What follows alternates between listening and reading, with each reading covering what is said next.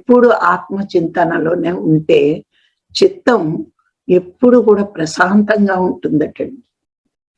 అందుకే మహాత్ములు ఒక మాట చెప్తూ ఉంటారు, చిత్తాన్ని నువ్వు గతానికి వెళ్ళనివ్వకు, భవిష్యత్తుకి వెళ్ళనివ్వకు, వర్తమానంలోనే ఉంచు అని.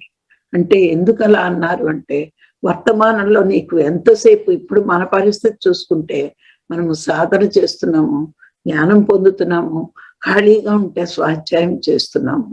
మరి ఈ మూడిట్లోనే ఉన్నప్పుడు నీ చిత్తం అక్కడే ఉండాలి, కానీ గతంలో పడిన కష్టాలు కానీ భవిష్యత్తులో ఏం చేయాలనే ప్లానింగ్ కానీ లేకుండా ఉండగలుగుతూ, అందుకే ఈ మనసుకి ఎప్పుడు కూడా భగవంతుడి యొక్క గొప్పతనం, ఆత్మ యొక్క గొప్పతనం, పరమాత్మ సృష్టి యొక్క గొప్పతనం ఇవన్నీ చెప్తున్నప్పుడు అది చిత్తం ఎప్పుడు కూడా చాలా ప్రశాంతంగా ఉండి ఆ రోగాన్ని తగ్గించుకుంటుంది. నిజమే కదా, నేను కోరుకున్నవన్నీ ఇక్కడే వదిలేయాలి కదా, నేను వెళ్ళవలసిన చోట అది కదా, నేను తెలుసుకోవాల్సిన భూమి మీద ఇది కదా అని కొంచెం ప్రశాంతంగా ఉండగలుగుతుంది.